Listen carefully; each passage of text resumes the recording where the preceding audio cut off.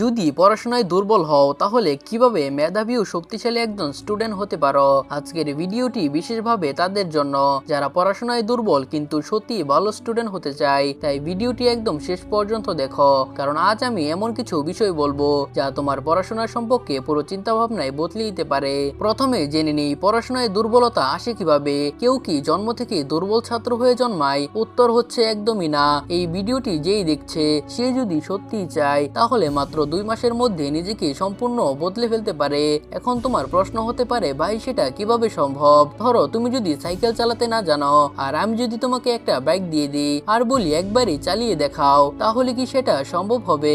যদি তুমি হাঁটতেই না জানো আর আমি যদি বলি তোমাকে যেইভাবেই হোক দৌড়াতে হবে, তাহলে কি সেটাও সম্ভব? বন্ধু, পড়াশোনার ক্ষেত্রেও ঠিক এমনটাই ঘটে। যখন কোনো টপিক বুঝতে পারো না তখন অনেক স্টুডেন্ট সেটি এড়িয়ে যায় আর ঠিক সেই মুহূর্ত থেকে তারা পড়াশোনায় দুর্বল হতে শুরু করে। কিন্তু তুমি যদি একই বিষয়কে আগ্রহ জেদ নিয়ে বুঝতে চেষ্টা করো তাহলে সেখান থেকে তোমার মেধা ও দক্ষতা বাড়তে শুরু করবে। এই পৃথিবীতে সত্যিকারের শক্তিশালী মানুষ সেই হয় যে ভেতর থেকে ভেঙে পড়ার পরও হাল ছাড়ে না। যখন কেউ জিম করে তখন প্রতিদিন নিজের শরীরকে কষ্ট দেওয়ার মাধ্যমে তার শরীর ধীরে ধীরে শক্তিশালী হয়ে ওঠে। যদি তুমি জানতে চাও পড়াশোনায় মেধাবী হওয়ার কোনো শর্টকাট বা জাদুর কোনো ঔষধ আছে কিনা, তাহলে উত্তর হচ্ছে না। পড়াশোনায় দুর্বলতা দূর করার জন্য কোনো জাদুর ট্যাবলেট নেই। তোমাকে পড়াশোনার কষ্ট সহ্য করতেই হবে। যখন মনে হবে আর পারবো না তখন নিজেকে জোর করে চেয়ারে বসিয়ে বই খুলে পড়তে থাকবে। পড়ার সময় যখন ফোনে কোনো নোটিফিকেশন আসবে এবং দেখতে ইচ্ছে করবে কে মেসেজ দিয়েছে, তখন ফোনে হাতও দেবে না। এটাই আসল লড়াই, আর এই লড়াইয়ে জিততে পারলে তুমি জীবনে এগিয়ে যেতে পারবে। যদি তুমি টানা 2 থেকে 3 মাস এইভাবে নিয়ম মেনে চলতে পারো তাহলে পৃথিবীর কোনো শক্তি তোমাকে পড়াশোনায় সফল হওয়া থেকে আটকাতে পারবে না। নাম্বার 1, শুধু বেশি সময় ধরে পড়লেই হবে না। 24 ঘন্টার মধ্যে যতটা সম্ভব মনোযোগ দিয়ে মানসম্মত পড়াশোনা করো।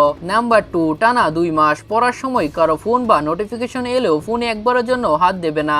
যদি অনলাইনে পড়াশোনা করো তাহলে অপ্রয়োজনীয় সব অ্যাপের নোটিফিকেশন বন্ধ করে দাও। নাম্বার 3, কখনোই নিজেকে বলবে না আমি পড়াশোনায় দুর্বল, বরং নিজেকে বলো আমি প্রতিদিন শিখছি এবং আগের চেয়েও আরো ভালো হয়ে উঠছি। নাম্বার 4, বই শুধু সিলেবাস শেষ করার জন্য নয়, নতুন কিছু শেখার জন্য পড়ো। তারপর দেখবে মাত্র 2 মাসের মধ্যে তুমি তোমার ক্লাসের সেরা স্টুডেন্ট হয়ে উঠতে পারবে।